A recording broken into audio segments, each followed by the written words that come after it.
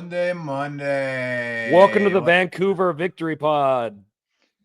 Should have brought a beer. Unbelievable. Hello, Guardians. I am your Vice President, Dennis, here with soon-to-be President ex officio Marcus and Director Hubertito and a special guest all the way from north of the border, Peter from the Vancouver Southsiders. Welcome, Peter. Thanks for coming to hang out with us today. We appreciate your time. And thank you for coming to the game. Oh, yeah. None of that. Let's not do that. I haven't missed a single away playoff game for the Whitecaps in That's MLS. awesome. So we don't get away playoff games, so we only get like one a year, so it's if that, so it's hard, but kudos to you for making it. I was looking to come up for game 3, but there was no game 3. Spoiler alert. Yeah. Marcus, before we get started, you want to tell people where to find us and how to reach out to us? Looking forward up to this big off-season break. Yeah, so I just want to thank everyone who donated to the link that we sent out for the Melissa Hurricane Fund. I want to thank everybody for that. You can find us at Dallas Guardians on everything. DallasBearGuardians.com for the newsletter. And yeah, we should have, I think we're having one more event end of year MLS Cup at our sponsor community. So come out, you can come say hello, tell us how bad we are at this pod, all that good stuff. So we will be announcing directors and stuff at that meeting. So, and our new president. Yep, we've got some open roles. If you're interested, hit us up. We'll post that around soon, but we've got some roles opening up, and we really need the help wherever we can get it. So if you've got some time and you're willing to volunteer and want to be a part of this, please reach out. We will find a place for you if you're willing to make it work. Let us retire.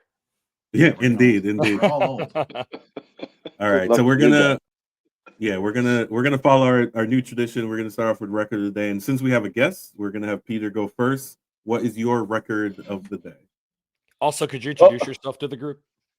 Oh yeah, as well. Do the whole thing. I'm Peter Zimmerman, currently president and secretary of the Vancouver Southsiders. We are the big supporter group of the Whitecaps. I've been doing this I think I've been secretary and away ticketing on and off, back and forth, I guess, since 2012. I've been president for, I don't know, for 5 years now, 6, I lost count.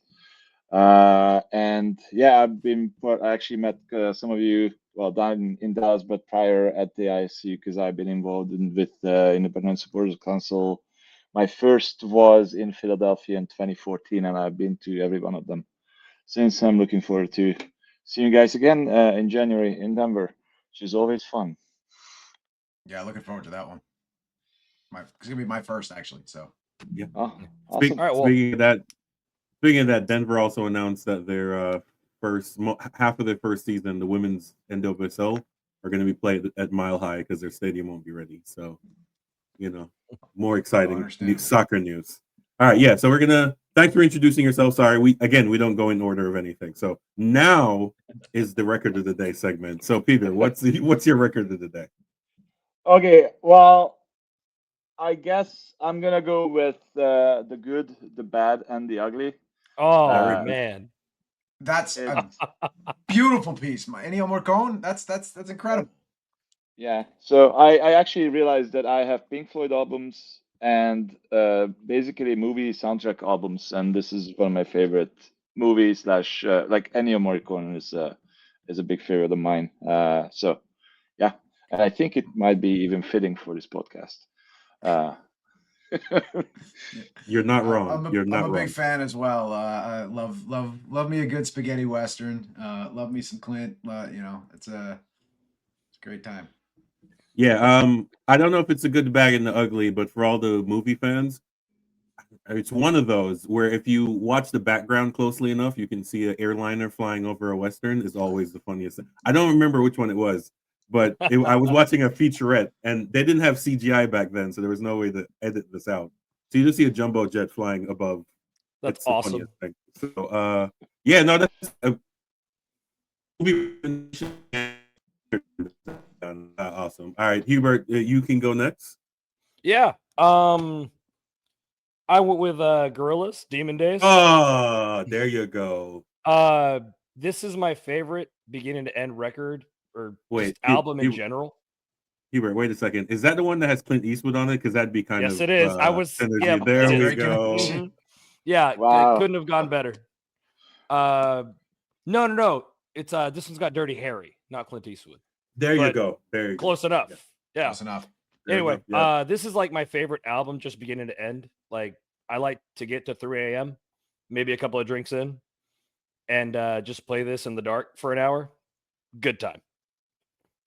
Got some great Nice. songs, a ton of good African influence. Yeah, go listen to that. Yeah, Banger. that's pretty awesome. My wife actually just found their Cracker Island album. Really good. That's from the The- Song the- Machine one recently, right? Yes. Yeah, Yeah. the lead single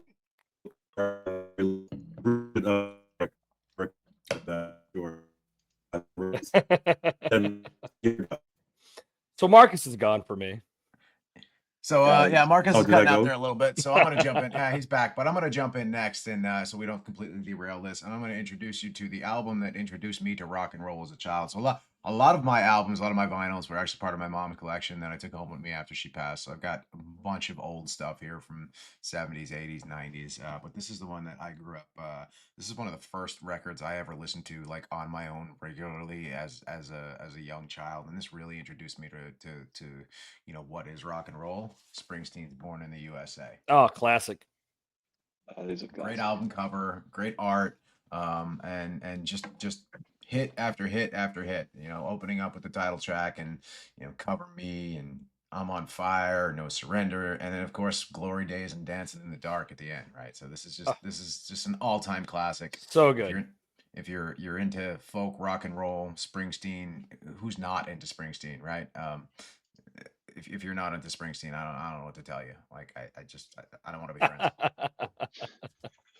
You're not a fan of the boss? Are you not a fan of the boss?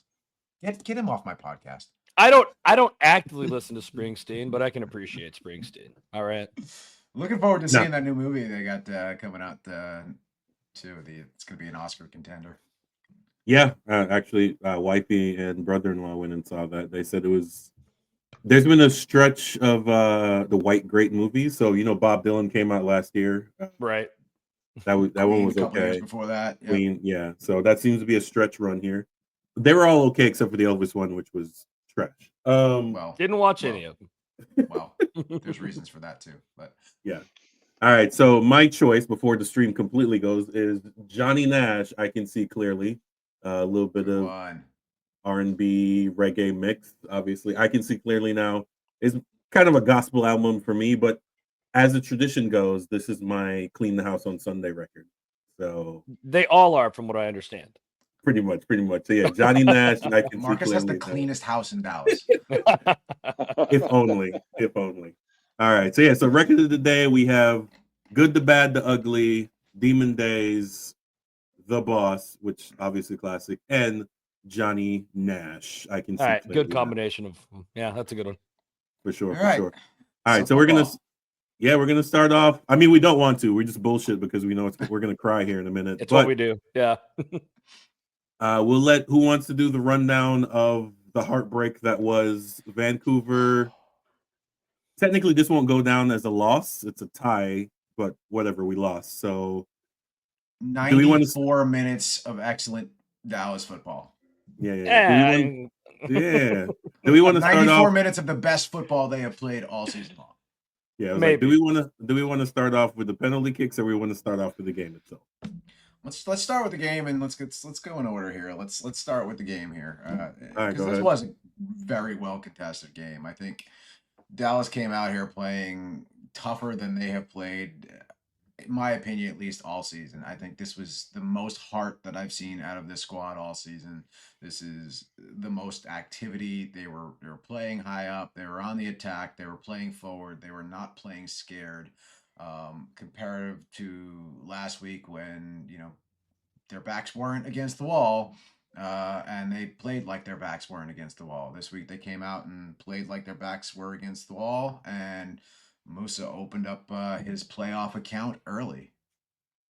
Yeah, it was nice to see that. I think somebody pointed out on Third Degree Discord, and I think they even talked about it on Third Degree, about Musa coming back from a game off is always a bit meh, and then he seems to come back spectacularly, and he did. I think if you're talking the good and the bad and the ugly, I mean, I think Musa might have been all of those. I He mean, had a that's couple first of half, second half. yeah, He's good, bad, ugly. and as trying to far as I'm and trying to murder Berhalter. concerned. Yeah. I don't know. What I really enjoyed about this game was that like people like Quill talk about playing as a protagonist and stuff like that, right? I'll be honest. I think Dallas came out playing like the antagonist, and I mean like the bad guys. Somebody sent me a link today. I think it was PV Talks, to the highlight reel, and like said, "Dude, read these comments. Apparently, we play dirty." And that's what I was rewatching today. And I guess I didn't really realize until rewatching today, wow, we do play really dirty. Which as a, fan of this club for a long time, watching players like Blas Perez play for so long, I kind of miss having a slightly dirty team. So that was very enjoyable for me in a way. New light for me, at least. Peter, what was your take from the other side? Well, I mean, I think I can see, like, I don't know how Dallas really played all season, but like based on the last 3 games we played against them, the last 3 weeks, they definitely did show up, and I think this is the kind of like energy what you need to kind of have a chance against us, because I think that's what like the Whitecaps have struggled in the past, is that you need to show up and believe in yourself, and not just when your backs are against the wall. And that was missing from Dallas, like basically this last 3 weeks, and like the previous 2 games. They kind of did a bit at the end of like the regular season when they needed to get points to guarantee the playoff spot, just to run into us, and like basically not showing up on the first playoff game. And then they did show up, played as dirty as I would expect, or as I remember, especially from the Blas Perez days. And I think that kind of caught Vancouver off guard, because I think that was the first time where somebody really tried to step up and the physicality. And I think they played well, and I think they took advantage of the strength of the players, and then just as a team playing together. And I think it worked. Like, I think one of the reasons I think we managed to tie it up at the end, because Vancouver doesn't stop, and I think we have the players quality, especially off the bench, who Absolutely. can like basically like Ryan Gold coming off the bench is like he is like just the quality on our bench was, I think, the difference between the 2 teams, and kind of like managing and I think that Dallas got tired by the end, because of that. Exhausted. Oh man. Exhausted, like, because you can play dirty, but it's actually a lot more energy to put in, not just running and passing around the ball. So yeah, it was I think I think after the match we talked about, like, I even told someone, like, this was probably the worst game I've watched all season this year, because it was like just rugged. There's no beauty of the game, but it was like, as I think that's the North American thing, is like, no, it was like a playoff game. It was a lot of physicality and Very CONCACAF. Yeah.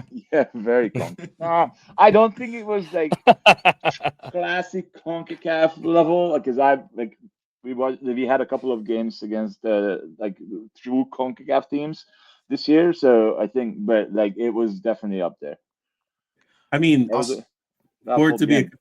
CONCACAF, you need shitty refereeing, and pro's bad. They're just not that bad, and you need shitty fields, and you're not going to really get that in North America. Most of the Hey, fields we seem will are next year. pretty- Don't worry about it. Yeah, fair enough.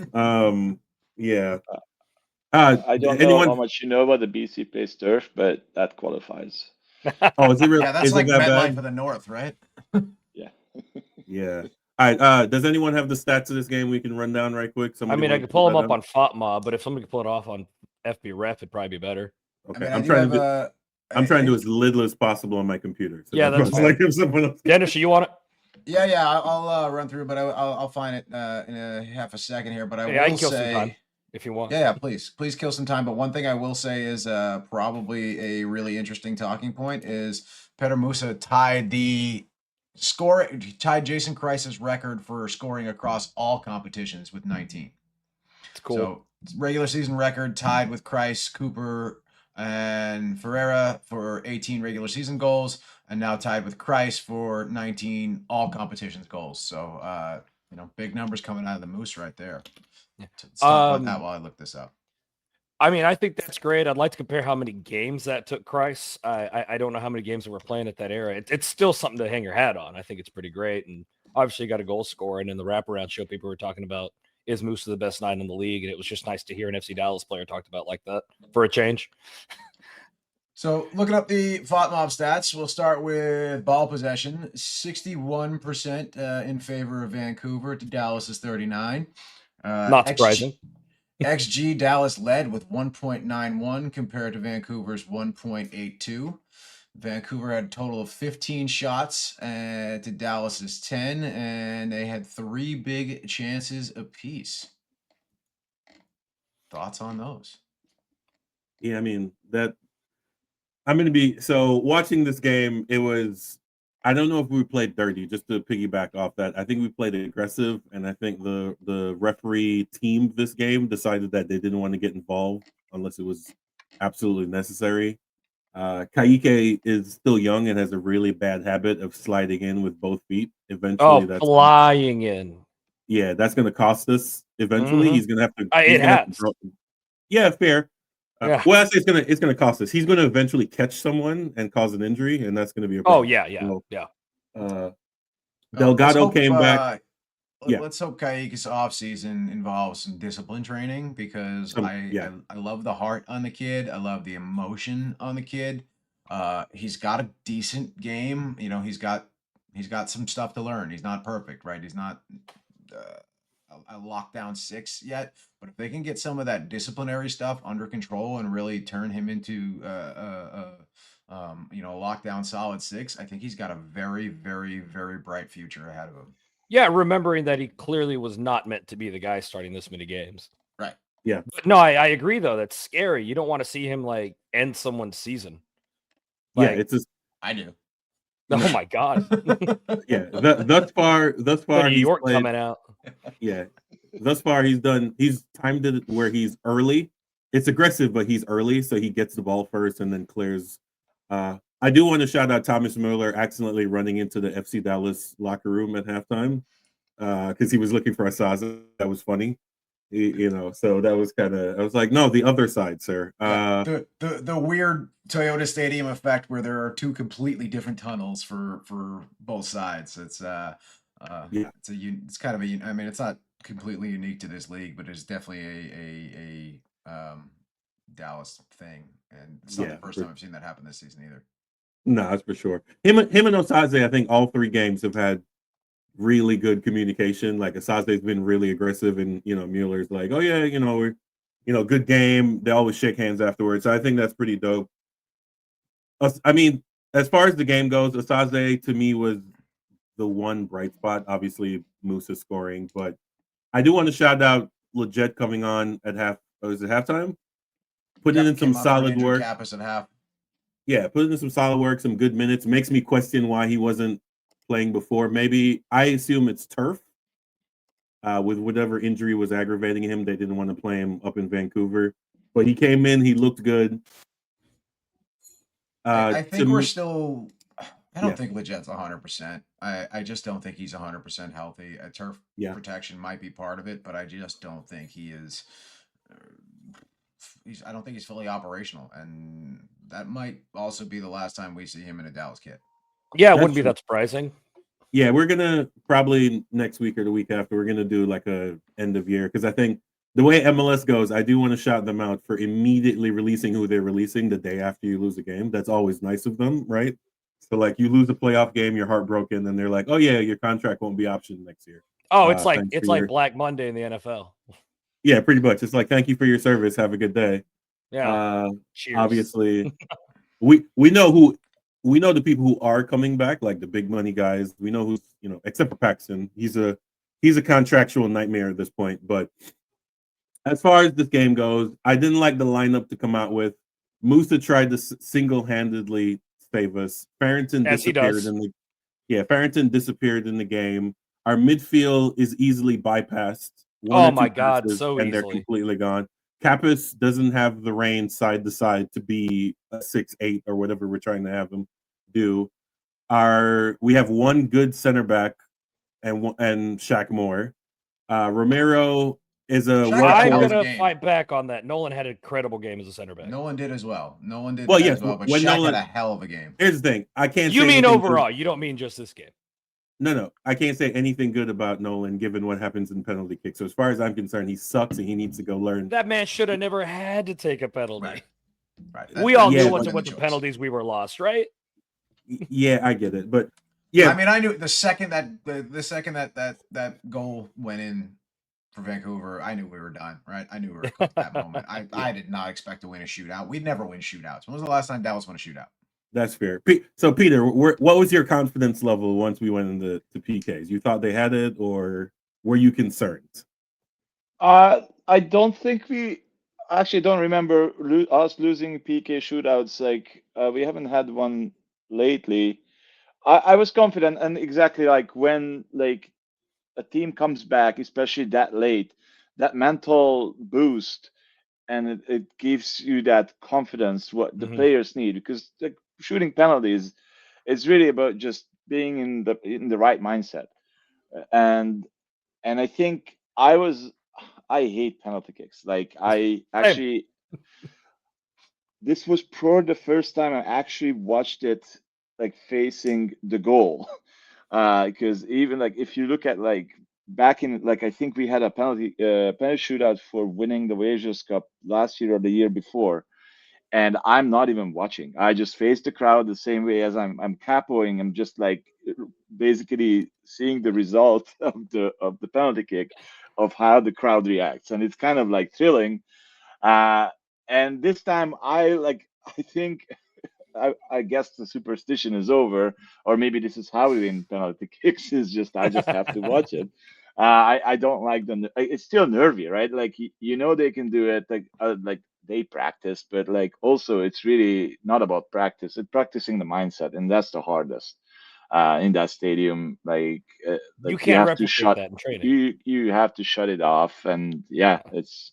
I was confident. Like Taka has been a good keeper, but I also don't think he's like a great build for a penalty saver as a goalkeeper.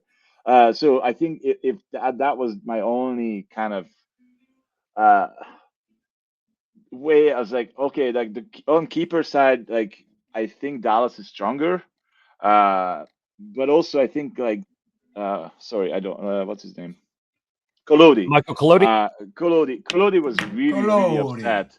Collodi. Okay. No, okay. I got it. He was really upset as they conceded that goal, because that was really not on him. It was avoidable, like so easily. And he made that save at the very like last kick of the game, and like he sort of got lucky there. And then like so he had that bit going for him, but again, you can only win penalty shootouts if you put the ball on the net. So I think Right. it's very simple. I mean, I that's will the say- only thing you're asking from the kicker initially, right? Get it on frame. If the competition was kicking field goals and not penalty kicks, we would have. Yeah. Oh, we would bring Brian Acosta back. Oh my gosh. I will Two of say those went so far over the bar, but they were direct right down the middle. They would have been perfect field goals. Yeah, I will say I knew we were going to lose because Moose's almost got saved, and I was like, that's not a good sign. Not a great start. Yeah, But you know, Moose is not that good at penalties either. Like historically, he's only missed once since he's been here. yeah. I thought he missed one. Well, he might have missed. That might have been regular season. I think he missed one in either Leagues Cup or Open Cup. It's hard for me to remember when you also consider how many times penalties get called back now. Mm-hmm. Fair. I think he had one called back at some point, right? Or one that he took and then he scored the second one or something. I don't even remember. That sounds vaguely familiar. Like I said, there was definitely one in non-MLS competition that he missed as well. But yeah, I just as a fan of the team, I think most FC Dallas fans were coming into this game, at least the ones that were paying attention all year, thinking, all right, how bad's the loss going to be? So it was just bonus soccer for us, and getting to actually have a fun game that was competitive and active and being ahead for any part of that, it just kind of felt like a blessing. I'll be honest with you. My whole thing is if we wanted to win, we should have had a drone show after the game. That's our recipe. FC drone show? For sure. So we're I gonna prefer FC disrespect, but yeah. So we can talk about where we go from here. Vancouver, Sun and crew took care of business. So Vancouver is going to run into the buzzsaw that is LAFC. Yeah, I'm pumped for that game. Austin comes and joins us in the as we tweeted Cancun earlier Cup? this week. Yeah, the Copa Tejas Edición Cancun. Yeah, for sure. So Peter, what are your thoughts on LAFC? How confident are you going? It's not best of 3, right? It's just knockout now at this point. Back to knockout rounds. It's just a single game. I'm learning this as well as Yes. you, because this is the first time we made it this far. And yeah, it's a single game, and I think we lost to LAFC the last 2 years. Last year it was a best of 3, but we won the home game. So I think Vancouver does have what it takes is to beat LAFC, especially at home. We already sold the lower bowls. It's going to be over, like probably going to sell out the whole stadium, which is going to be 50,000 plus people at the game. The only thing going for LAFC is that they have that 3-week break, which I think favors the team who is on like it can't actually it doesn't. I don't know. Like the Sun difference making. I think he is better right now than Mueller, but also we have overall a better team. I think so. I'm confident. The only concern I have is like we traditionally choke in these big games. I think the last time like we saw that at the stadium, that was last year, actually this year as well. But like last year, we choked against Miami. We choked against LAFC 2 years ago. It wasn't fun, but this team has it, and I think it's. I'm just like still adjusting mentally that we actually have a true contender playing for us, and I think we have it. It's going to be a rough game. It's not going to be as easy as last year was at game 2, mostly because I think LAFC has to step up as well, because what they did against Austin is not going to be enough. We actually have a backline who can, and we have that different, like Kubas and Berhalter can just filter like the midfield. They are not getting those balls to Buanga or Sun.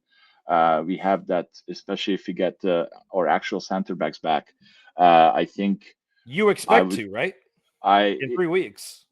I think Beckman is going to be back for sure. I don't know about Ranko because I think at some point it was like a season-ending. It was reported as a season-ending injury.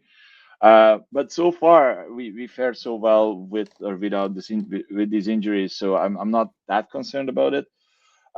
So like obviously we are the favorites of that game, and as long as we play the way we played basically all year, given like maybe with the exception of that like slump after losing the CONCACAF Champions Cup final, I think we have this, and I really hope that I don't have to go to San Diego for the final, because I want to save up money for the final, the MLS Cup final. Love it. I will say this. I think whoever comes out of this game is going to be the one who wins the cup, whether it be LA or Vancouver. I think whoever comes out of that game is going to be the one hoisting the trophy at the end of this season. Those are the 2 best teams. And some joke about Miami, but they couldn't do it on a rainy night in Music City. So I don't know, man. Philly still exists, and this might. I can't write Philly off all the way. I just can't. I can't write Philly off, but it is so hard to win the double in this league. Fair enough. Yeah. There's probably a curse about that too. Supporter shield, like we've talked about too. See what happens. It's not just a curse. It's difficult to run the table all season. Oh yeah, dominate the top of the season and then continue on through the playoffs. Right? It is not easy. And I think LA and Vancouver had some extra games, right? You had Club World Cup. You have CONCACAF champions. There's a lot of extra games here, but I think whoever comes And out the of that matchup is and really going to the be Canadian Cup as well. So That's yeah, so but many LAFC had Open games. Cup Wow. and Leagues. Yeah, so Yeah. Yeah. Well, We- I at don't know least about we you didn't play guys. the Leagues Cup. All right. at least so. I don't know about you guys, but I'm pulling Vancouver the rest of the way here. You always want the team to beat you to make it all the way, but I don't know. I like Vancouver, and at this point, I could use more Canadian energy in my life. I just Well- hope both teams have fun. Yeah, okay. Are you going to bring the Okay. orange slices? Well, I'm rooting for Philly. Andre Blake. I'd love for him to make it to the final. No, you got to pull for your Jamaicans. I get it. If not LAFC, because I think three of their members are former FC Dallas members. So at this point, if they Hey, win, we win. Coast still owns you, Austin. Coast Yeah. still owns you.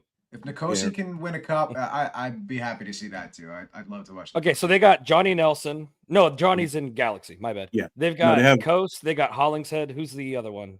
Isn't Kellen Acosta still there? I'm not sure. I can't remember. He's not starting, but I think he's still on Yeah, the team. Acosta's still on that So- roster. Yeah. So there's three right there. So shout out to them. I yeah. can't in good faith root for an LA team. Oh no, understandable. Especially another expansion team. Right? So Peter, quick question: do you follow the CPL? CPL, not really. No. No. It's, Okay. I don't really This- have yeah, I thank you, because I actually wanted to look at it because I think that the playoffs were starting. Yeah, I just don't have that much time in my life right now. So the Whitecaps on the south side takes it up. Obviously, we played 3 of these teams this year in the Canadian Cup, because they actually, I think, I don't know who eliminated Toronto or Montreal. I think they actually eliminated each other, and then they were beaten by Forge That's cool. in the cup. And so and then Forge got eliminated by the worst team in CFL, who's not even on the playoffs, is Vancouver FC, who finished bottom of the CPL. But it was kind of perfect because we just hate Vancouver FC for being called Vancouver FC.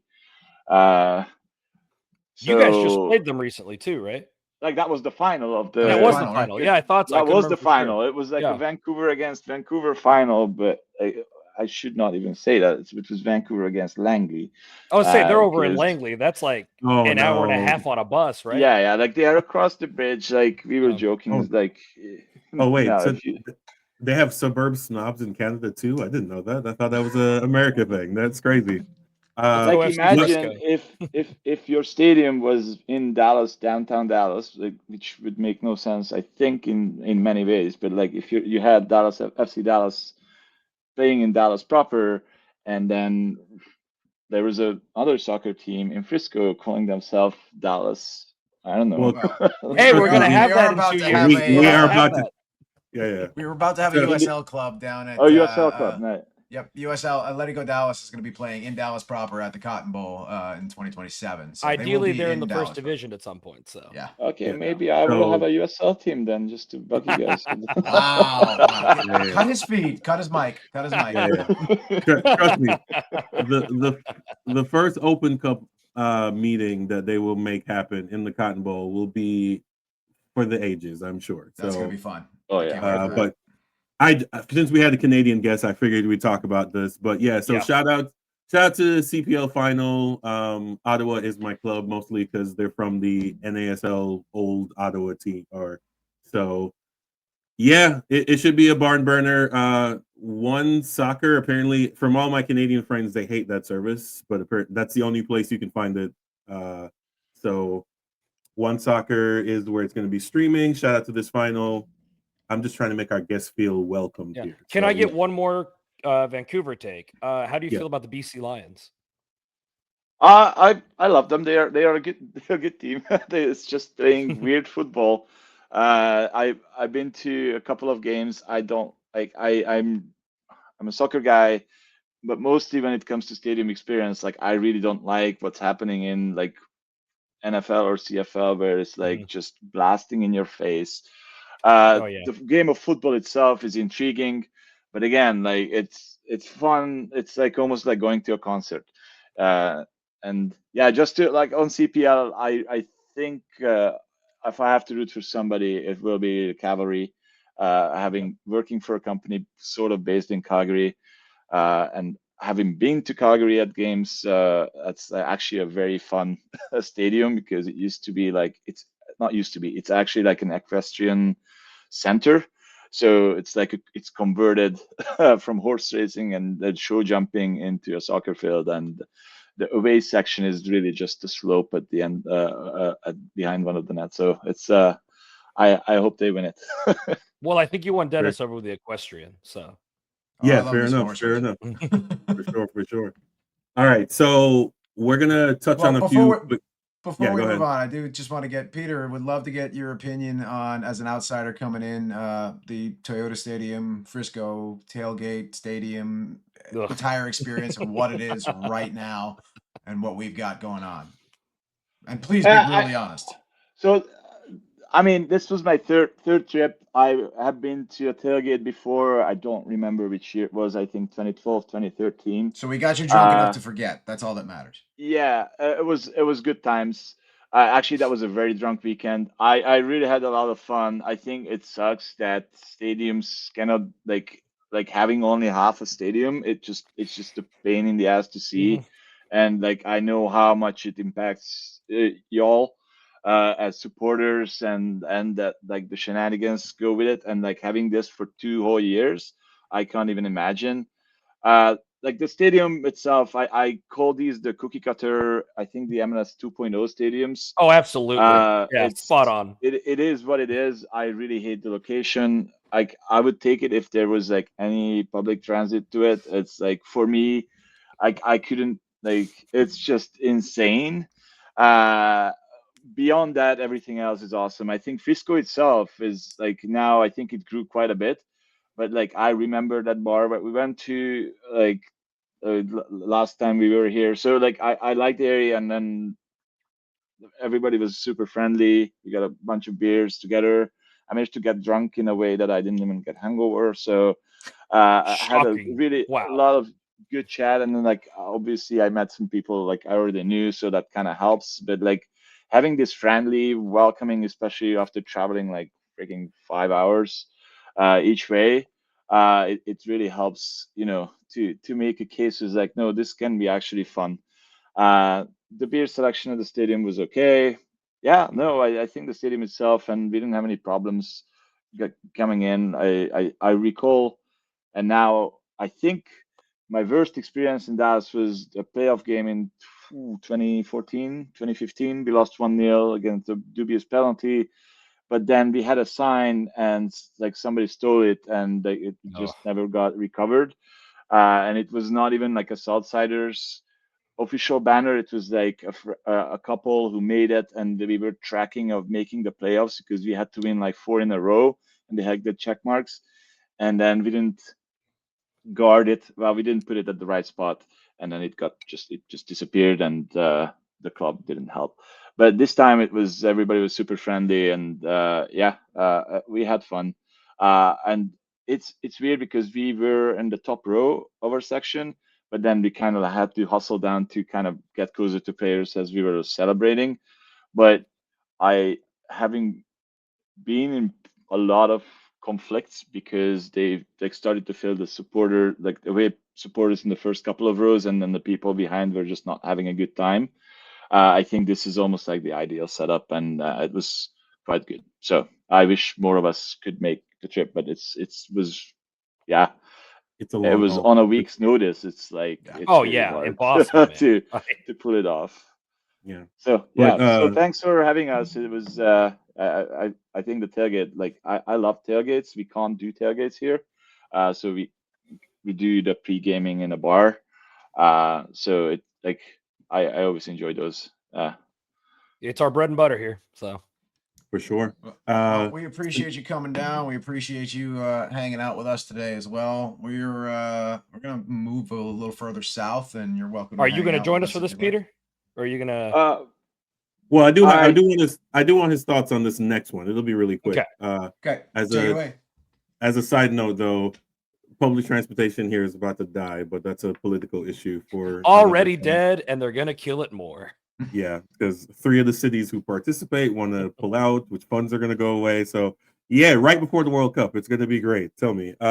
So this is I do want your quick thought about this. So there was an announcement in March, I think. So USL is going to do a Division 1, right? So I wanted your thoughts on whether or not you think America should have 2 of those. But today they came out with a United big States. well, what did I say? Since I'm talking to a fellow North American. No. When I say America, I mean all 52 states. Anyway, so yeah. So today USL announced that they've hired someone for that Division 1, and he is the CFO and not financial officer, but football officer of the Premier League in England. He will now be leading that operation leading into 28-29. So I just want your quick thoughts before if you can drop out after that. But what are your thoughts on the idea of having 2 Division 1s in the United States? Of America. I never. Yeah, I don't like. I'm Hungarian, so I don't like it. I find it weird that you have to like. There's more than one top league. That doesn't make sense.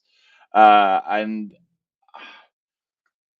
yeah, I mean we can talk freely. Like maybe this will be a better one because not like necessarily quality, but like I like having seen how MLS grew and what kind of entity it became and how it's interwoven with USSF. Like it's a weird combo, and but I don't think they have a chance to grow like properly. And the only hope we have, I guess, is like if he came from like England. I think you guys like. I think we can agree that what's his name from England, the referee, head of referee Howard guy, Webb. Howard Webb, like what he brought to this league. Uh, I think that kind of made it like legit and consumable Right. because I think and then having like I don't know how strong of a character he is and how much power he's gonna have, uh, because it's funny that you kind of like called it out. It's not a finance CF like not proper CFO. Is a chief football officer. I think they need a proper CFO as well because without the money, like he can bring you the best kind of football. Without the money in on this continent, you just can't really do anything. And what pains me is that like with MLS, like kind of stepping back from Open Cup, like it's it's hard to see how this really what this even means, right? Like having another Division 1 is like, is it going to be better stadiums? Probably. Is it going to be better soccer? I don't think so. And that's for me. That's always what sets the quality of the league is really the quality of the players, and not really the rest, which is how well organized. Like it comes with it because you can't get the right players if it's not organized well. But yeah, I don't really understand this. Like I think I liked playing. Actually, I think the best years we had here in Vancouver when the FC2s were playing in the USL. I think, and that like we actually had to have like a proper 2 team, and like, we actually followed them quite a bit around because those were fun games. It was a lot less commercial, and I think that's still sort of happening in USL. We just don't have a team there anymore because of the MLS Next Pro, which is kind of became again like very MLS. Yeah. uh, Sorry, I don't mean to and, interrupt you. Go ahead. no, and then I think there was another angle of it, like we wanted to chat about is the playoff format with this best of 3 thing. Was that related? Was that USL related It is, or but no? we'll this is just for the announcement. That's going to be the next thing that we're going to pull up. So Oh, yeah, I just okay. wanted to say. So Tony's job at the Premier League is actually the reason he's a football officer is because his main job was scheduling player registration. He wasn't the money guy behind it. They already have a money guy. That announcement Yeah, they did okay. was it 2-3 weeks ago where was something Bell Investment, big billionaire investment firm bought into USL. So the money I think is there. the time frame is my issue because stadiums take more than 3 years. So if you're going Right. to try to do this in 28, that's going to be the main issue. Like even right now, you have all the NIMBYs in Sacramento trying to hold up that stadium. Oklahoma just got their money and they still won't open until 28. So I agree. And the reason I wanted to ask Peter is because you guys technically kind of have two Division Ones, because like the Canadian Premier League is the Division One of that country, but none of the big teams, quote unquote, play there because they all play for MLS. So it was just a weird dynamic.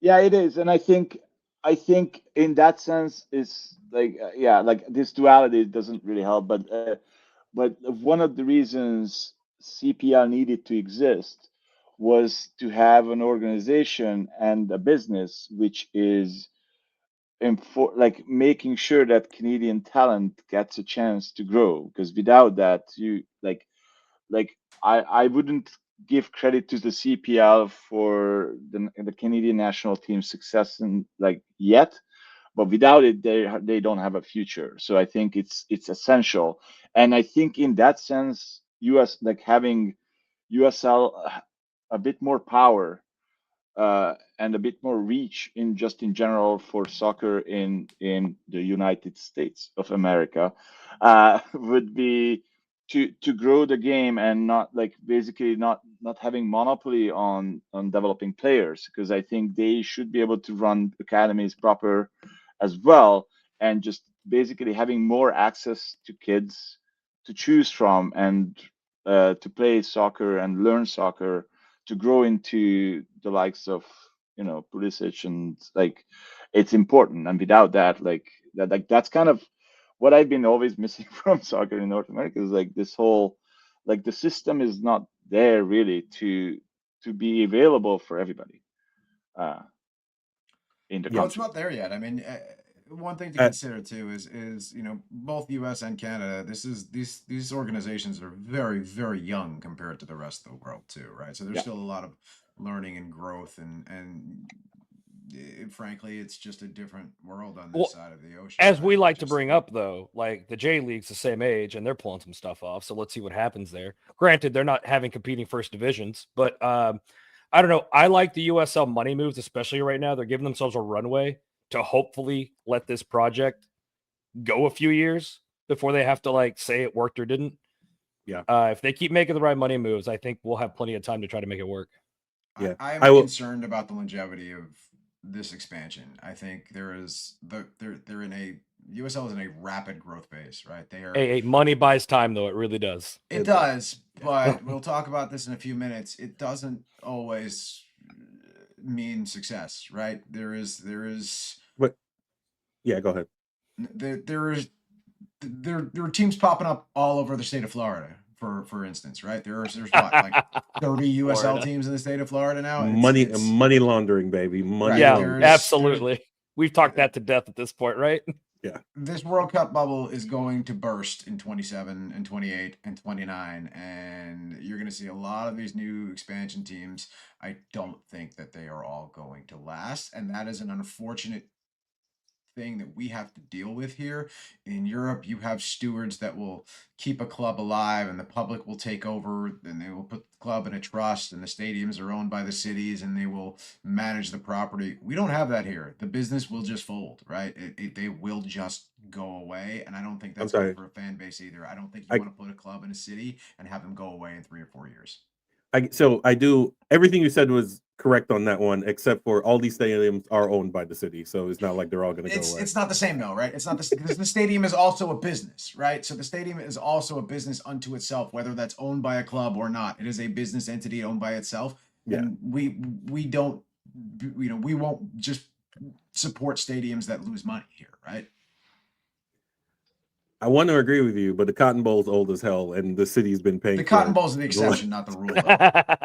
Well, let's behave in front of our guests and not. Yeah, for sure. That's anyways, so the funny thing is that we do have a team here in Vancouver called the TSS Rovers, and they basically, one of the way they fund themselves is to basically, there is a supporters trust, and it's one of the first in Canada. And when I back in the day when I had a bit more time, I actually went to, like, I was part of, like, I actually put my money in there as well. I think there is also like Aurora in Minneapolis, Aurora Yeah, FC. Yeah. there's So not like I think many. there, like, I think I know about these two, and maybe I think there is the third one, Stockade, and I think that's it on I the used to be continent. part of one in Michigan, Oakland County FC. Shout out to the purple and gold up there. But being part of Supporters Trust was really cool. I would love to see that happen in more places. Yeah. Yep. So that's actually, so I'm less worried about the bubble popping. The only thing that can stop USL is MLS at this point, because you only need the federation to be federation. All right, let's just put it this way: the federation likes to act like it has no power, except when it exerts power to kill another league, which we've seen on multiple occasions. So that is that. We'll figure it out. We'll see. 28, 29 will be here before we know it. And as people north of 35, we all know that time is, yeah, fun times, fun times. All right, so we can move on. We can talk about this the scheduling thing now on this segment. So USL Championship Hang had on, hang on. what happened? What happened? You want to talk playoff format? Well, yeah, that's what we're going to talk about. Oh, here. okay. I thought you just Yeah, said yeah, Major No, League like Soccer. I'll My bad, stay my on. bad. Don't worry, guys. Like, Okay. I'm gonna stay on now. It's like, Okay, dude, I didn't it's want to okay. take up too much of your time. Yeah, No, we're out. it's fine. Like I took today off because I knew Oh, this perfect. weekend We're was gonna set wear then. me off. So Oh, it's all good. nice. Nice. So this will lead into the scheduling thing because of because St. Louis, who has been the best team in USL Championship for the last 2 years minimum, maybe longer, this year they broke the record for points per game and points in a season, and first round knockout by Detroit 1-0 in St. Louis.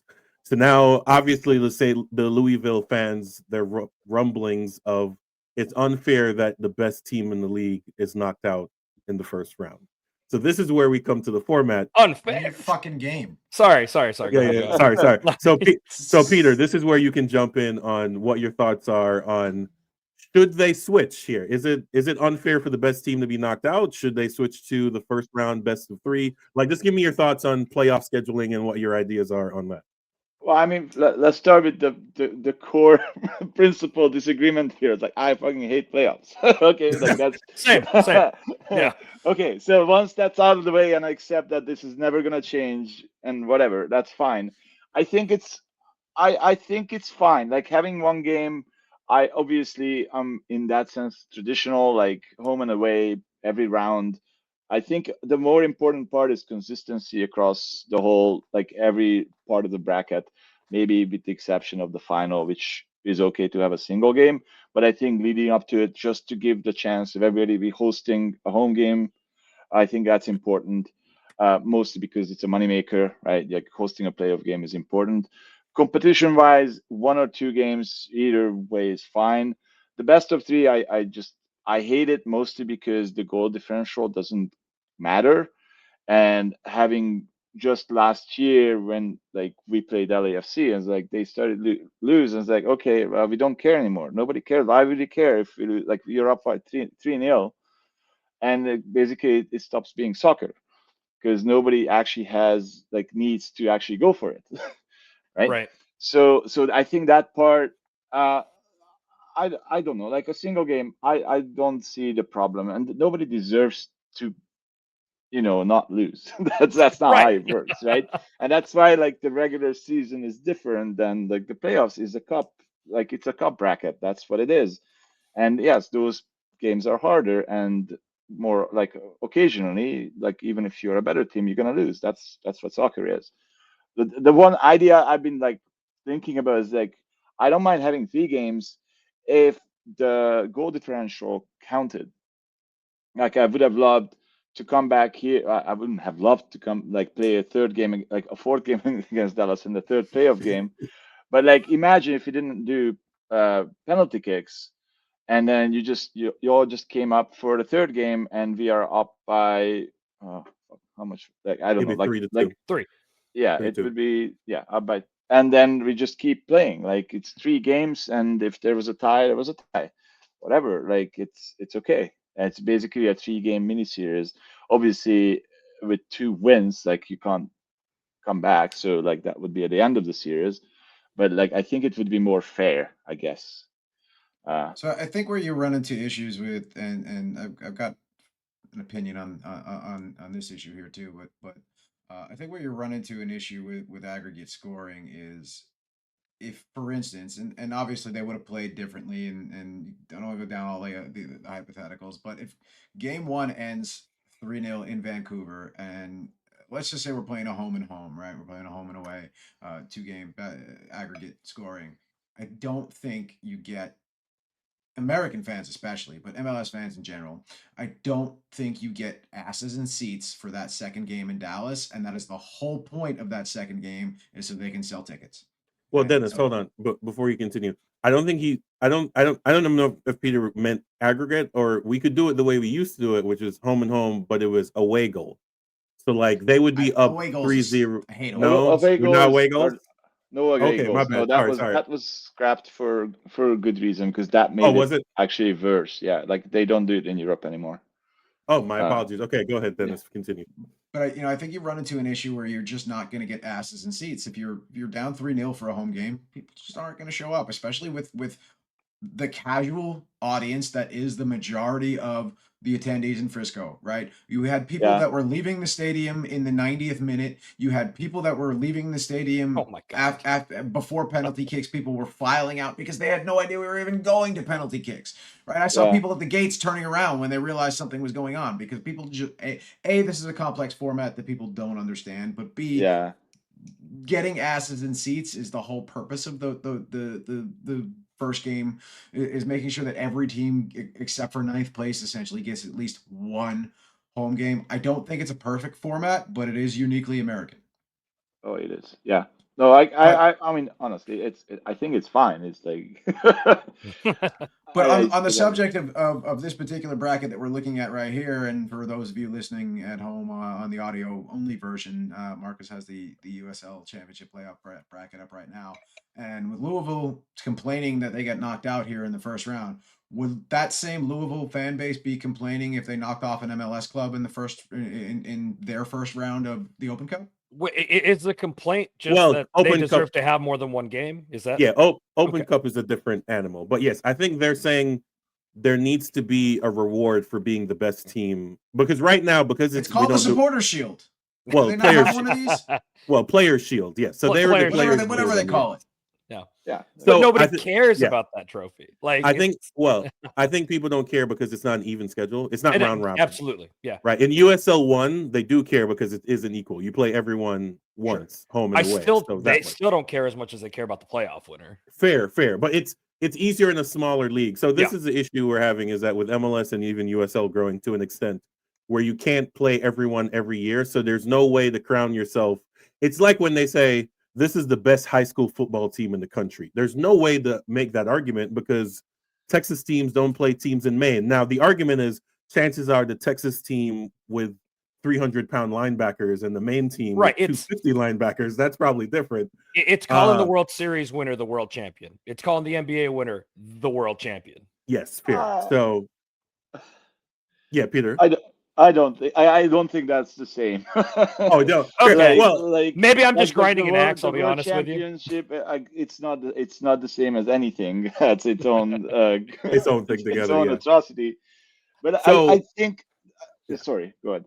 No, I was gonna say. So the solution I was coming up with is giving the top seed in versus the East and West the bye week, so they wouldn't play first. So everybody else would churn themselves first in one game, and then the winner of like a play-in game would then play the first seed. So that I'm would sorry, be the if you're reward. supposedly the best team in the league, win your fucking playoff game at home. It's that simple. Just win it. Fair enough. Fair You're at enough. home in front of your own supporters. So If you're the best team in the league, you should win that game. As we established before, last week I've outed myself as a soccer traditionalist. At its core, I just don't like playoffs. But you know, that's supposed to be the joy of playoffs, though, is like everything's at stake. Yeah. It's kind of where I'm at. yeah, I think people were just saying it rewards mediocrity. So like Rhode Island and seventh, Which, yeah, I agree. basically played in the last game of the year. They played into seventh. If they ended up winning it all, are they the champions? Having Yes. waited last minute. Okay, fair enough. All right, then there Yes. we go. I didn't win know. the championship. Yeah. You are the champion. That's how this works. Yeah, but I think that's kind of like what is the playoff itself, Oh, because you can get in and then you can get rewarded. I think for me, it it would be better if the regular season winner, or like just doing better in the regular season, would come with more financial rewards, right? Because that's kind of what fair. is missing. It's like you don't need to, because you're not getting extra value. Like I think one of the reasons like, just to tie it back to MLS a bit, sorry, is like once they got the Supporters Shield winner a berth in the CONCACAF, it's value, it's important, and that's how you make it important, because in and on itself, it's like, I think that's kind of what's missing, because they wouldn't really be I mean, they are missing out a bit, but they lost the game, which mattered the most the whole season, right?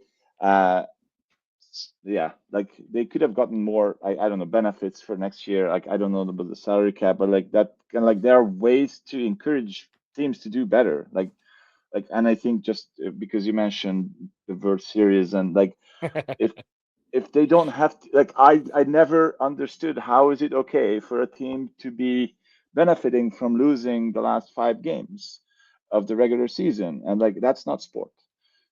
That, Oh, like, I mean, that's business, are you talking right? about like tanking for a draft position? Is that what Yeah, you like mean? tanking, Okay, like, okay, yeah, got you. because like, Yeah, or just not caring, and like, because it doesn't matter, right? Because it doesn't bring, like, other than, making the people in the stadium happy, it doesn't. yeah. There's no extra added Uh, value. yeah. I mean, I will say the league office, and then by league, I mean USL League's office, is probably pissed because Louisville is their showpiece for the league, Yeah. saying that it's a growth. So they're upset Oh, about and they that got to be one. crazy attendance numbers there, right? Yeah, they sold out. They maxed out Yeah. at just shy of 12,000. It was now, Nice. granted, not everyone showed up because it was a bad weather day, and we know soccer in North America, and by North America I mean everywhere not Mexico. If the weather's not great, they're not coming. But just to wrap up this this part of the segment here, we can look at this bracket. I think from here, now that Louisville, who were the favorites, are gone, I'm pretty sure from here I'm going to go with New Mexico to wrap up the rest of this. For me personally, Huber, what do you think? Well, I got a soft spot for Detroit, but I do try to pull for El Paso when I can. They're out. Let's see. My most local option is Tulsa, right? Yes. And we do love 83 United. They've come and hung out with us to tailgate a few times. I think I'm pulling Tulsa, but low-key hoping Detroit gets there. Nice, nice. Dennis, you have a opinion? I'll be honest with you. I don't watch a ton of championship, but if I had to take a shot based on the little bit I have seen this year, North Carolina is my sleeper team here. Fair enough. Fair enough. The Reddit streets wanted Rhode Island to make it because they have a really nice professional stadium, and unfortunately they're 7th. So, and they have less points than everyone on the West, so they won't be hosting. So it doesn't really matter at this point. But yeah, I'm going for New Mexico mostly because I know they'll pack the whole place, and that's, I think, 13,000 for that game. So it should be a great time. My only downside is it is going to be a noon Eastern game in New Mexico, which means the game will start at 8 or 10 a.m. So that's terrible. Well, either wait. way, shout out to the Curse in New Mexico. They'll get that stadium rocking if they make it. Yeah, for sure. We'll just take a quick note. So this is US League One. Their number one, Knoxville made it. So basically, there only 8 teams here, so this is a really easy bracket. I want Portland to go. Up the wait, no, Hearts. The Portland won't. greatest uniforms in the history of North American football. I don't care what anybody says. Portland. I know. takes Yes, that. they. As I'm far pretty as sure that marketing, uniform kids. has existed. All before. 3 kids. Yeah, I would say as far as marketing goes for a brand new team, I think Portland Hearts of Pine wins it hand down first year. Nobody on the East will host because they all have terrible records. So at this point, I'm going to go for Knoxville to wrap up and win the whole thing. They played great all season. Their attendance numbers went up. It was a good business year for them. So I think they should be rewarded with a final for sure. So that is the bracket. We will talk about this more next year. They're going from 14 teams to 20. So Sounds like a lot. more than 8 are probably going to make it to the playoff next year. but we shall see how that goes. The reason it'll be 20 instead of 21, and this will be another wraparound. I'm going to give Dennis runway to basically tell me how promotion relegation is a terrible thing, and we need to Never do said it's a close terrible marketing. thing. Blah blah. Don't put This words is in my your mouth. this is your runway, sir. Go ahead. Never said it's a bad thing. Okay. Hey, 2 I weeks just in a don't- row, Marcus makes up things we said. That's No. the liberal media for you right there. Ah! That's what that is. All right, wait, hold on. Let's Get out of here. let's- I'm on Marcus's side again. Fake news markets. I'm Yeah, on Marcus's hold on. side again here. let's explain this to Peter right quick. So this is Texoma FC, which is a city just hour 45 minutes north Texoma of. is not a city. Texoma is a region where Texas meets Oklahoma. Wait, what city is it in? Sherman, Texas. Sorry, Sherman, Texas. My apologies. Yeah, Sherman, Texas, a population 80,000, give or take. They got a not even 80. What are we doing here? It's not even 80. It's like half of that. I think it's like 40. Wow. I will look it up. Keep talking. Yeah. Anyway, But- so just to give you a backstory on this news story, they were professional in U.S. League One, which is the third tier. Their first year, we all questioned why they picked that location. It was a bad stadium, no population, and 50,000. Wow. Okay. Metro area of 80. If you had all the small towns, You're probably right on that one. If you add all the small towns, the 80 miles north to Oklahoma, yes. Yes. So they, after their first year, there were rumblings, 3 or 4 weeks ago, that they were going to go out of business. Then there was a Instagram post about pro soccer moving to Collin County, which is where Frisco is, from Sherman. And then they announced on the right after they lost their last game, they will be moving to USL 2, which is semi-pro. And everyone is debating. I think we all saw it coming because, again, the market, stadium trash, market not good, and we just wanted to announce that this is happening. So Texoma FC is moving down to USL 2, which is good for them. Relegation. So, yeah, that was bad marketing. But yeah, Dennis, go ahead. Again, this is the conversation I just had about all these new USL clubs that are popping up, and I know Pro Rel is exciting, and I know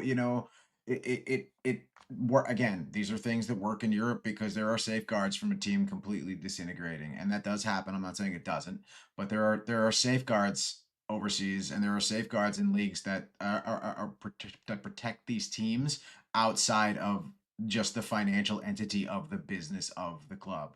We do not have those protections in America. So again, back to the same conversation, and kudos to these guys. Kudos to Ben Watson and the guys up there for making this decision and saying, look, we're going to step back. We're going to go to a pro-am level. And we're going to try and build this franchise up and try and get some asses and seats this season and fill out. From what I heard, I believe Third Degree Buzz broke this news earlier this morning. They will be the primary resident now of Bearcat Stadium. They will not be playing high school football anymore there. They will only be playing middle school football there. So they will be the primary resident, which means they will be able to brand the stadium a little bit more and do some more events. I don't know if that means they might also be able to serve alcohol there or I not. doubt it. No, it's on high school property, so they can't. Yeah, go. it's still on the property. And if I'm not mistaken, it's a dry county up there anyway. I'm not 100% sure where they're located. It's weird. Weirdly, North Texas. I don't understand fundamentalists, but we won't get too far down that road. But this is a good move for them, I think, and this also opens up a pathway if they do want to open a USL club in Salina, if they want to get up there in Collin County. This opens up a pathway for that, but I do think I really respect the decision to step back and say, look, we need to build if we're going to survive, and I don't know if every one of these new ownership groups that's popping up across this league has the ability to step back and say that. I don't know if all these little Florida towns are going to be able to pop back and say, look, we're not making enough money. Maybe we don't need to be in the championship. Maybe we need to go down to League One. So just something to think about there. Pro Rel is fun and games when teams are going up and down. When your team goes up, it's great. But what happens when your team goes down? To play the other side of this, so that Marcus doesn't have to. In a Pro Rel situation, they would have gotten relegated anyways. The job would have been done for them. No. Westchester was the worst league team. Yeah, they were. Well, depending on the amount of people that go down. Yeah. So I'm gonna bring in the third side, I think, because they would have. So I think that this is a good thing, but it's also I'm for pro rel, but I think this is what happens. Like the team should not be bought out to keep it up, because that was the only course of action right now, is that somebody comes in with more money and try to make it work and lose a bunch of money. It actually keeps the owners, keeps the team, keeps the club, and keeps it alive, right? Because like you always have the option of, we can't afford to play in this league. You get relegated, auto relegated. That's always an option.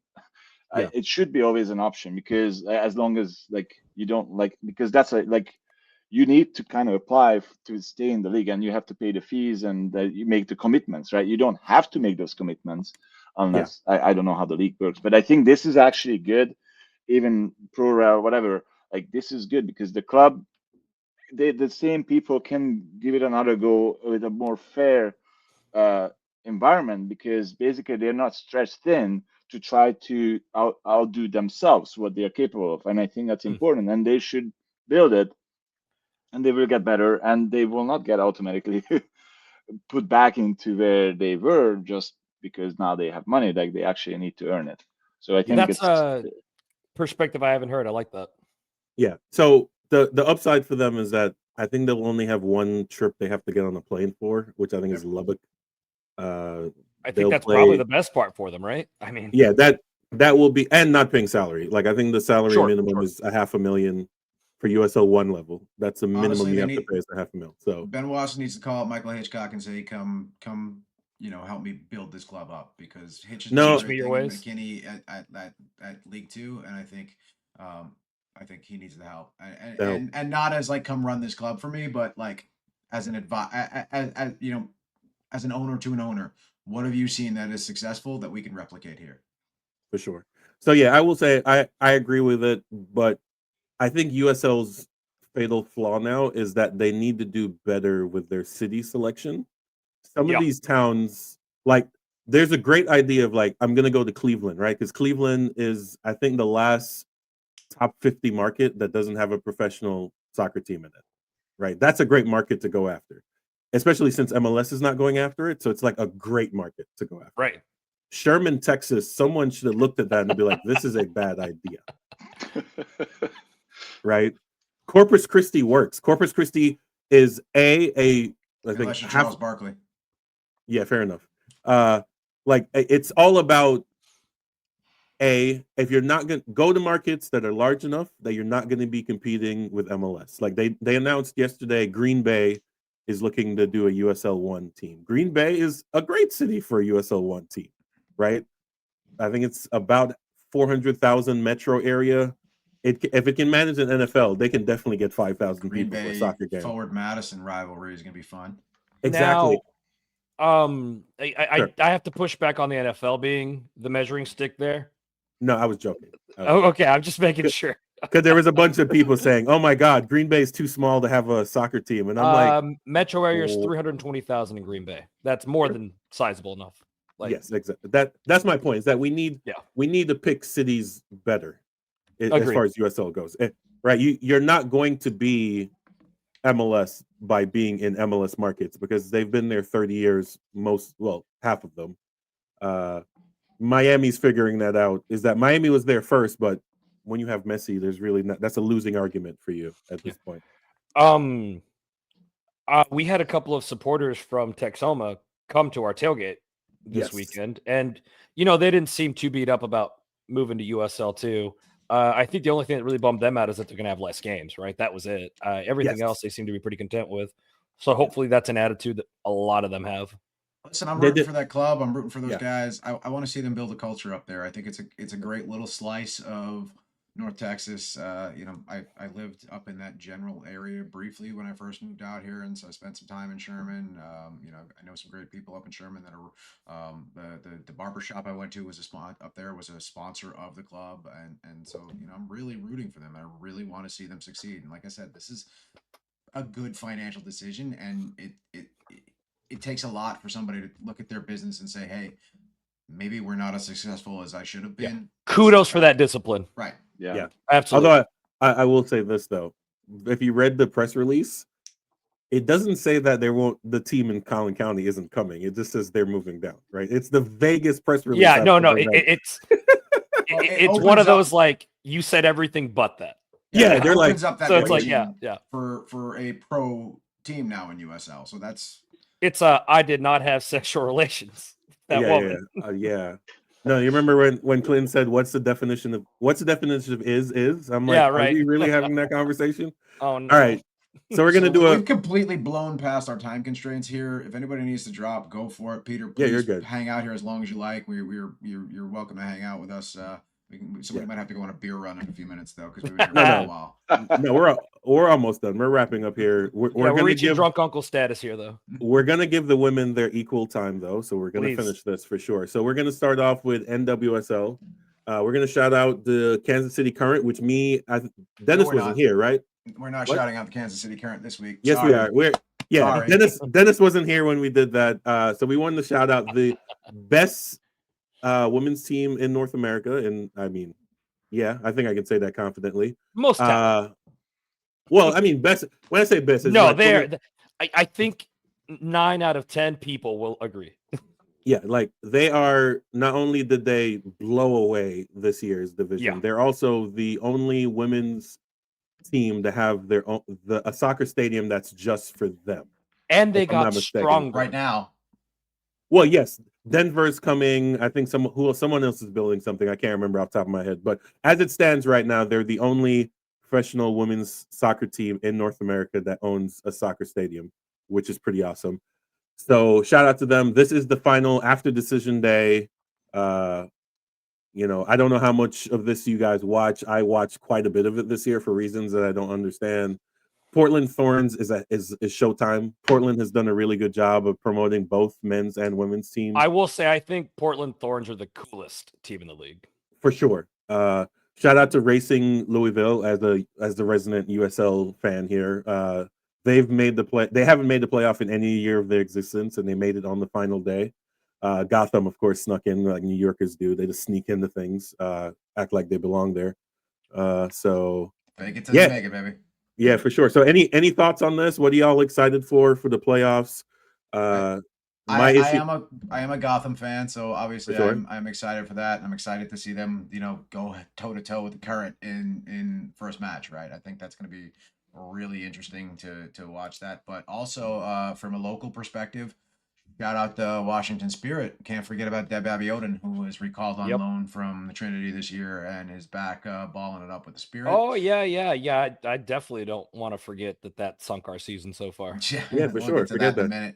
And then we've also got Seattle Reign. You've got Sam Meza, who also was a midfield contender for the Dallas Trinity at the first half of last season.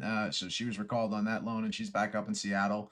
And you've got some amazing players around this league, and this league is really, really moving ahead. And this has been a lot of fun to watch this season.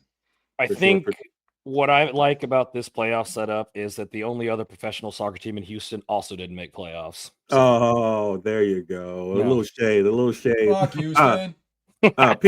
Peter, by any chance, I'm going to ask this, my Canadian friend here. Do you follow the Northern Super League? I didn't follow the games. I didn't have a chance to go to any of the games, unfortunately. The scheduling and the time just didn't work out for me.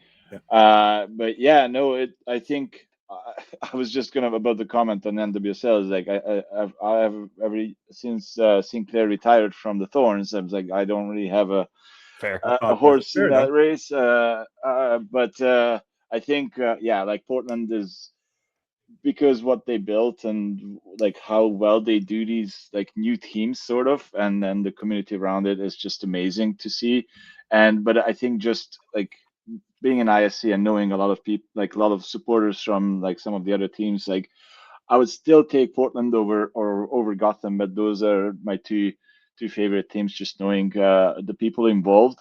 And the Northern Super League, yeah, I think they are just starting their playoff. I think it was important that I think this is almost like more important than CPL to have this league started.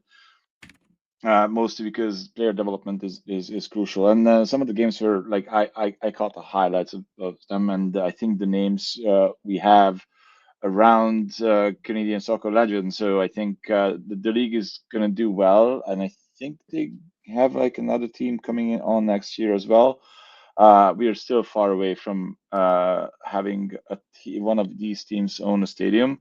But I was quite pleased that the Vancouver team actually plays in our original, like, or the Southsiders original stadium, but like the Whitecaps used to play at Swangard before they went up to MLS. So and it's a perfect stadium for this league. It's 5,000 capacity, and I think they more or less sold out. It's the inaugural season, and it's just exciting to see the women's game grow this much over the past, like, I don't know, 15 years. It's great to see.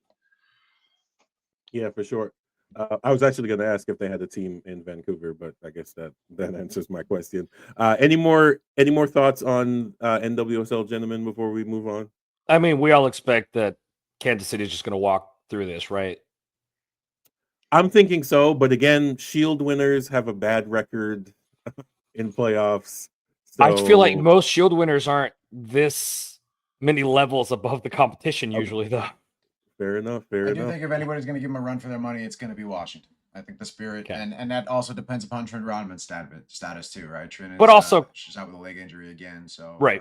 That has a lot to do with that. But I think if there's any club in the league that has a chance of really giving them a run for their money, it is KC. It is. And so we all Washington. agree then Kansas City is the right team, right? Like, I think so. they should Yeah, win for the sure. whole thing.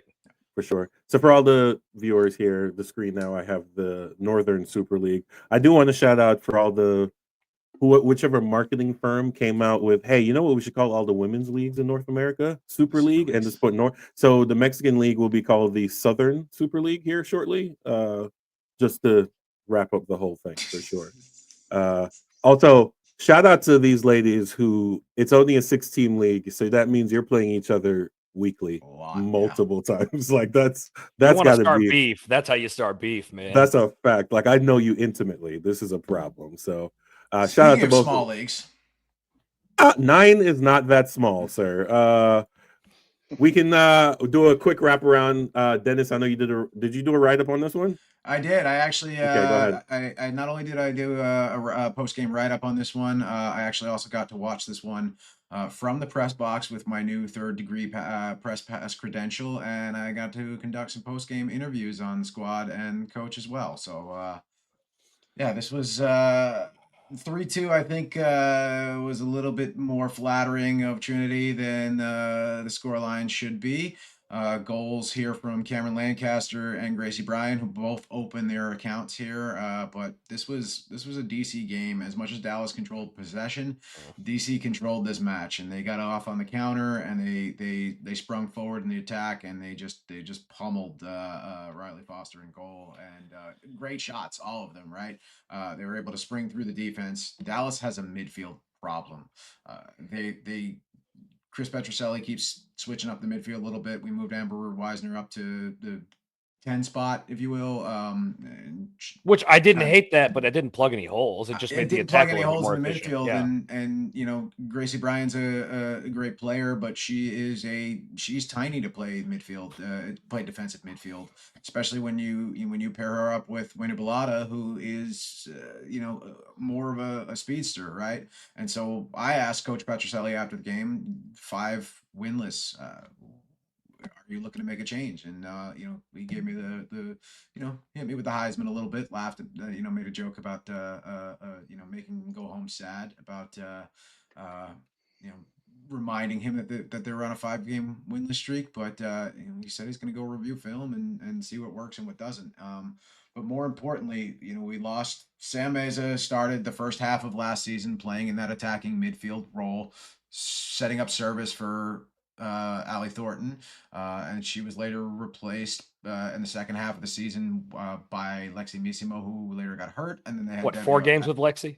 Yeah, Lexi Missimo has only played 4 games. She is the Paxton Pomical of the Super League.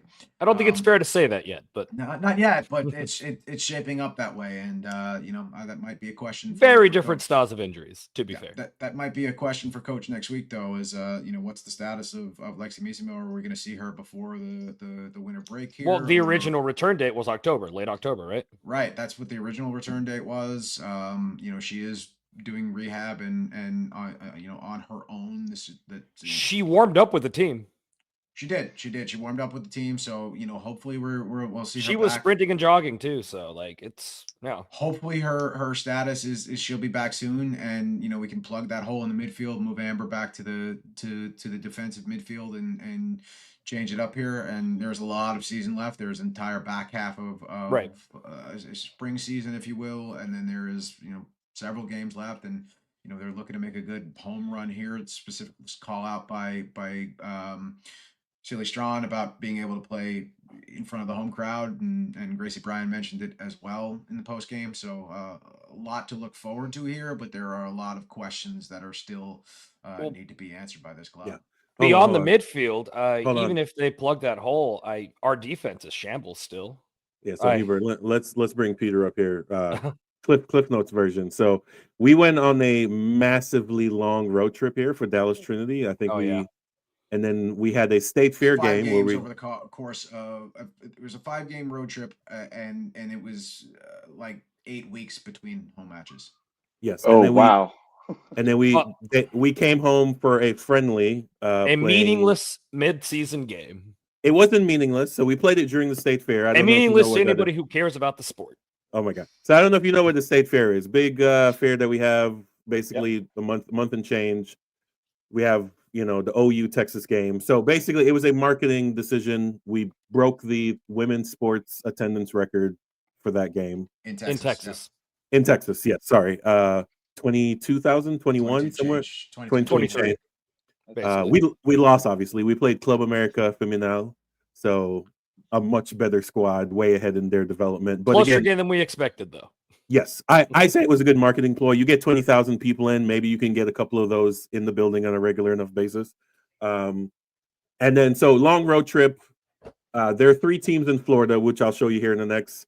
So I'm looking it up, Imba. So yeah. Oh, okay. There you go. Yeah, I saw you looking. That's why I was like, let's bring Peter in to the conversation. But yeah, so and as Hubert was going to mention, we have our midfield issue, and part of that is because of the fall spring nature of the Super League and NWSL not having that. All our loanees from time to time will get called back, which then leave us with an issue. Part of that to me is a roster construction issues, because if you know that a loan might get called back, you should probably absolutely have someone. But yeah, Hubert, sorry for interrupting. But no, you're good. I was just going to say that our defense is in shambles. Everyone on this back line is new to each other this year, and they clearly haven't figured it out yet. I do actually think I blame Riley for one of these goals personally, but I don't think she's been a problem. I also think a real bright spot this game was Cameron Lancaster, man. Yeah. Her passing this game was phenomenal. Cam looked great. She had the goal. Hubert, I will contend you on that back line a little bit. That first goal I think was on Sarah Hinson. She got shaken off, right? But the problem is that DC was able to bypass the midfield because there is no defense. That is the real problem. Right. That is the real problem. Hannah Davidson had some incredible sliding tackles. She had a great block. Maya McCutcheon had a great block. So I don't think this is on the back line. I think that the problem is that the midfield is non-existent. So they're bowling through the midfield. I would argue back here that all the things you just were celebrating are last-ditch efforts, and that's not a good thing. True. But moreover, Amber's trying to play 2 roles when she's playing defensive mid now. She's playing defender and defensive mid, and we've seen that happen multiple times this year. I don't think the defensive line is going to sink us if the midfield is fixed. I don't think it's going to kill us, but it's definitely contributing is really where I'm at. Hubert, question for you, because we obviously had 2 very different vantage points for this match. You were down. I showed up with a briefcase and a quarter zip, and Hubert showed up with face paint and a drum. So this is yeah. So this was the day. This was a Day of the Dead game. So I did the full calavera makeup and everything, which looked great from where I was sitting. But you should have seen it when it started peeling halfway through the game from all my tears. From where I was sitting, it looked like a sparse crowd. Yeah, do we know what the attendance was? It looked I didn't see what the reported number was. It looked like a sparse crowd. If it was over 1,000, I would be surprised. I was guessing like 1,000 to 1,200 personally. If it was more than 1,500, I would be shocked. Are you saying which the marketing didn't work from the last game? Is that what you're telling me? To be fair, it's a Sunday. Sunday, 4 p.m., Halloween weekend. Yeah. There are a lot of contributing factors, and not here or there. On I'll the judge it marketing, next whatever else. Saturday. Even Yeah. then, like I'm not saying this to judge or be critical. I'm stating facts, right? Guys, announced attendance 3,200. Okay. You got It to didn't remember look that way. Remember, we're on a new side of the It stadium. is the Cotton Bowl. Yes. It does the change things. The Cotton Yeah. Bowl sits 92,000, so 3,000 will look like 1,000 if you're. Yeah, paying. you maybe. Yeah. But I could, yeah, and 3,000 is a good number for you know they were drawing 5 and change, and 3,000 is a good number for where this league 3,000 is is a right great now. number. Yeah, Yes. so if it was 3,000, then kudos to them. What I will say though, and you were the reason I've gone on this long-winded diatribe in and around the in and around here is I wanted to ask you from your perspective, because I know what my perspective was, but from your perspective, did it feel like the rest of the stadium was engaged with the supporter section? Because from my perspective, it did. We have a thing going on at Dallas Trinity where like we're trying to introduce chants and stuff, right? Without like overwhelming them with chants, and people get favorite chants. So right now our cycle is only really 1 or 2 sing-songy chants that are actually complex, and the rest are the basic D, T, clap, clap, F, C, clap, clap type chants. When we're doing the simple ones, more of the stadium gets involved. When we do the complex ones, about a third I think it's involved, which I think is good involvement. I think they're trying to. It's just a matter of learning and getting into the spirit of what we're doing. I just think they don't really know them yet. And I think once they get to know these specific ones we're drilling, they'll be more involved. But I do think the crowd was relatively involved, especially on the simple ones. For sure. And they love the boom boom clap. The boom boom clap always works. Boom boom clap is a hit, man. The boots clap, if you will. Yeah. I will say again, from my perspective, especially there was a brief moment from like the 15th, 16th minute up until about the 21st, 22nd. That was the sequence from the Gracie Bryan red card where it was a hard tackle, but I read yellow card rather. I don't think it was a warranted yellow card, but whatever. It's neither here nor there. But 2 minutes later was Lancaster's goal, and I think from the energy that came out of that yellow card and the supporter section's response combined with the way the rest of the stadium got involved really pushed to that sequence that led to that goal. At least that's what it felt like from where I was sitting. Did you feel that energy? No, I definitely felt that energy. I think what also helped is that I think we all still think Allie Thornton's the goal scorer she was last year. She's not getting service, right? She needs service. There's nobody to serve. What started happening at that point was she was getting chances. They weren't great chances, but she was getting them. And some were getting on frame, even if they weren't ideal. And we started taking shots. Amber said, fuck it, I'm going to take a shot from midfield. And it wasn't far off. There was an energy there that the team really wanted to score a goal. They really wanted to win at home. And I think that did carry over after that moment. For sure. It was a great game. Keep in mind though, just one last bit here before we move on. That the goalkeeper Aquino, whose first name is escaping me right now, DC's keeper is also the starting keeper for the Young Matildas, the Australian U20 women's club. Oh, I didn't know that. Yeah, we weren't up against a slouch here, right? This is a competitive squad. They didn't exactly challenge her with their shots, but yeah, she did her job. She did her job. So yeah, she did it well. We can wrap around the weekend for the Super League here. We got Spokane decisions. We got decisions, which is rare in this league. That's true. No more clean sheets. We had that for a couple of weekends. Goals are going in now. Lexington, which was the worst team in the league last year, has put some horsepower. Fire. I think they've horsepower. Good joke. I was gonna say you stepped on his perfect pun. I know it's fine. We started off with spaghetti westerns, horses. We make it work. We wrap it all around here. But no, they've definitely turned it around here. That drumming they gave us was not a fluke. They definitely have it Thank here. God, I guess. Yeah, and Jacksonville's a good squad. They're in the inaugural year, which they'll have a men's team next year as well. So, and they'll be coming to town next week. Yep.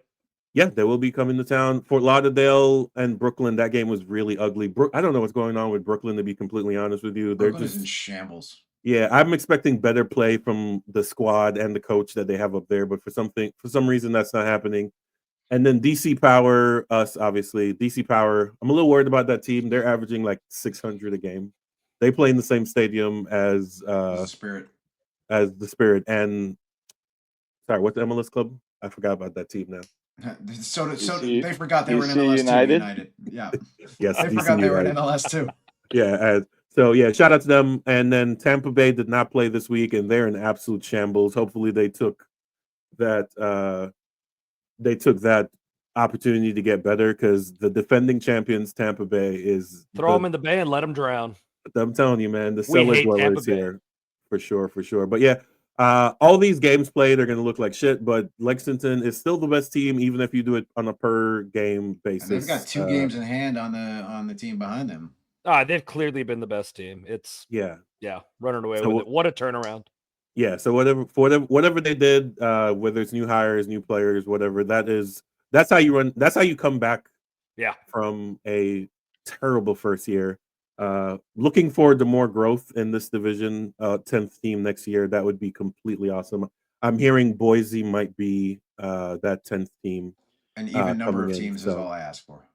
For sure. Lexington was hands down the worst team last year, right? Yes, Oh, by That's where we far. landed. Yeah. Yes.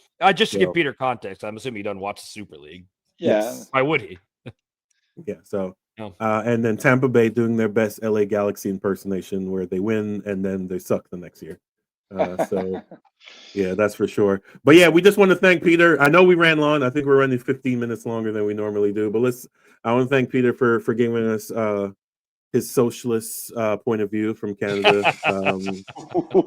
Wow. It's No, okay to it's hate. It's okay to hate him because he has healthcare. That's okay too. And a functioning government. That's always nice. But yeah, any final thoughts, Peter, on your team, on your trip here, whatever you want to say. This is your moment here. And take this opportunity to shout out Southsider social media too, please. Follow us on the socials. Actually, but the Southside kind of cut down on social, so we are mostly doing Instagram because that's where people are. We kind of cut out X and and we haven't kind of bothered setting up anything else. So at Vancouver Southsiders, we have a website which I built, VancouverSouthsiders.ca. You can see what's happening with us there as well, but it's mostly on Instagram. We have a good guy, Nick, running it. It's always fun to travel. I trying to do more. I used to travel a lot, and I think having been the third time in Dallas or in Frisco in particular, it's always good to hang out with and kind of discuss this stuff. And this was a perfect wrapping up for me for this trip because it was just kind of left hanging. And kind of good to kind of redigest and talk through these things. And appreciate you guys having me on. And hopefully we'll not see each other next year in the playoffs until later, because I don't want to disappoint you guys too soon. Wow. Okay. All right. Well, I So mean, we're all rooting for LA now. Hey, well, we got to get there first. So That's true. I mean, we've got the bones, but we'll see what happens there. Either way, next year will be fun. We look forward to the schedule coming out. I know there's going to be a massive break in the middle. It's going to be really fun next year. I have a feeling we'll have a lot of Wednesday games to try to front load the schedule. Well, It'll just so we'll see. Well, guess who's going to be on the road for 4 months? Is it going to be you or us? Well, that's great. I didn't even think about guess that. who has an actual stadium which can host World Cup games? I didn't even think about that. Wow. So, yeah, we've got we're gonna be on. We've got the break, and then when we come back from the break, they're scheduled to be still working on Toyota Stadium for at least another month and a half. So we will not have a home game from when the start of the World Cup up until probably late September, early October. Oh, so you're gonna so your window is gonna be also different. It's weird. Okay. Yep. Yeah. It's next 2026 is is going to show the real flaw in having a spring to fall schedule. It's in the middle of the World Cup, so from we'll what see. I'm hearing, it's going to be the last one. What do you mean, spring to fall? Yep. Less Oh, World yeah. Cup is what he meant. That's right. You missed our conversation, Peter. All right, last point. So we had a discussion last year.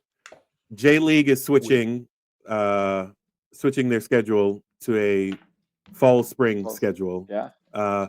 They've always said in North America we can't do it because of the Reasons. winter. Yeah. So what are your thoughts on that, right quick, before we clock out? I don't know. Like I obviously I think I really don't care whether it's fall, spring, fall, as long as They the play indoors. international What does it breaks. matter? Yeah, The right. For them, they don't make a difference. international breaks are more important for me. Like those are and I don't want to complain about it too much because we finished like second in the West, but like having like half our team injured, the other half being on international duty, which we should be happy about, and not like that's just insane. So Oh, honoring the absolutely. international Agree. break, I really don't care how we break it up because of the Leagues Cup, there is that break in the middle, anyways, in a bit. So the weather, I don't know. Like I think there are some like you can schedule around it a bit, but also you don't really have to. Like you can see like if NFL can play, like we can play. Like it's not much different. In fact, I would argue it's easier to play soccer in that sense because you just keep running, right? Or like keep moving. So unless it's severe weather, and we still have to stop for severe weather in the summer anyways. So I think as long as they are smart about it, it should work. But again, I couldn't really like. I'm more afraid of like how they're gonna transition, because that's the hard part, right? It's like how do you do a half season or like push the playoffs, and it's gonna go. Probably that's how they're gonna do it, like So- have a longer playoffs, and then we just start late, or I don't know. We are well over time here, and this is obviously just Sure. rumors, but and none of this has been confirmed. From what I'm hearing, the decision has already been made. They just haven't had an official vote on it. The 27-28 season will be the one that they will be moving to that fall spring, and or they will they'll start the season later, right? So instead of starting in February, they may start in March, April, and just do a Leagues Cup there, and then start the season in the fall. I'm really Oh, looking okay. forward to having a second MLS is back tournament. That's where I am. For sure. For sure. Cheez-Its, baby. MLS Cheez-Its. is back 2.0. Yeah. So we're gonna do Open Cup, then Leagues Cup, and then the season's here. It's crazy. But anyways, thank you, Peter, Hubert, Dennis, and moi. It's been a great season. I mean, again, Someone thank Marcus for him. It's been a No, season. it's fine. Yes, Someone Marcus, thank Marcus. thank you for your Marcus. service. Thank you for your Yeah. service, sir. We Nah. appreciate all your time, and we will see you at the next event. So your work is not done yet. We still need For some sure. more from you. At Dallas Guardians everywhere: X, Instagram, Facebook, Meta. Check out the Southsiders. Go check them out if you're in Vancouver before this season ends. Go check out a playoff game up there. Tickets are available but limited. And fuck Houston. Guardians Fuck out. There we go. Fuck Peace. Houston.